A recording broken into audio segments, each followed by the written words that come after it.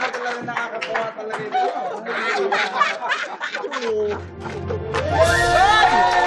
Ay, thank you! Yes po sa inyo!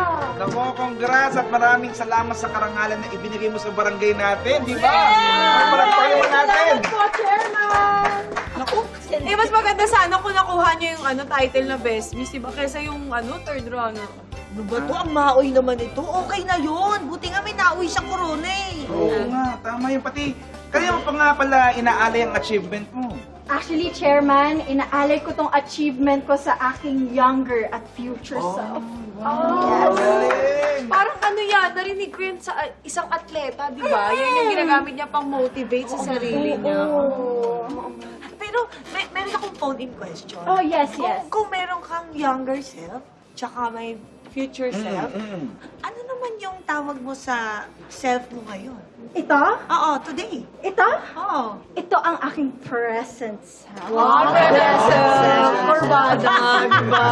Hindi, pero teka lang, paano mo naman minomotivate yung younger at future self? Oo nga. Ganito lang yung ginagawa ko, guys. Kunyari, ini-imagine ko lang na nasa harap ko sila.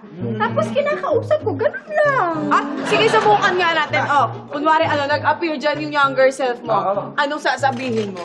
Ito. Sa aking younger self, sana naging proud ka sa pagkakapanalo ko ng third runner-up. Oo naman, syempre, kasi 'di ba nagbunga yung pagpapaganda ko, tsaka yung pag-aral-aral ko na maglakad parang model. Tsaka yung pagkain mo ng masusustansyang pagkain at pagsali dun sa mga Little Miss pageants, lahat yon nagbunga. Kahit na madalas natatalo ako noon, at minsan audition pa lang talo na agad. Naku, huwag mo naman yung sabihin. Kahit naman natatalo ka dati, marami naman akong natutunan dahil doon. Dahil doon, natuto akong lumaban sa buhay. Thank you, younger self.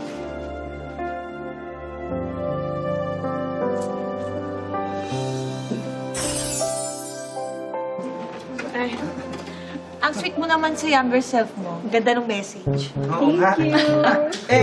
Paano naman kung lumabas yung future self mo? Di ba? Ay, Oo, oo. di ba? Ano naman nang sasabihin mo?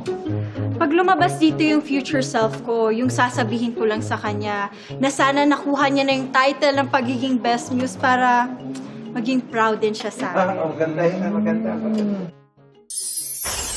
I'm here! Sino ka? Wait, ikaw ba yung future self ko? Ano ka ba? Sandali, bakit? Anong nangyari? Bakit naging ganyan yung mukha ko? Naman, syempre, nauso ang mga retoke at kung ano-anong pampagandang iniinom mong pills, di ba? Oh, tapos?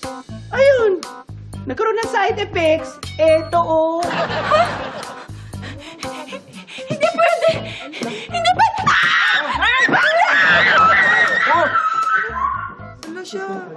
Ala, nilabutan na ngayon. Ba't ganun? Ano nangyari kay bakla? Bakit parang bigla na lang naloka yun?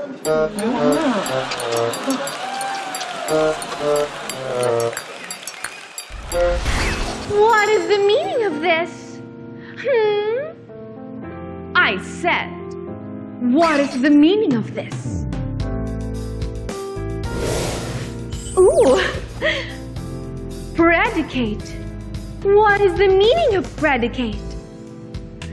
Predicate is what you tell to a guy who is like a maniac and is obviously making chancing to you. And you will tell him, pray. Dictate ka ng dictate ah. Bakit pray? Dictate ba tayo?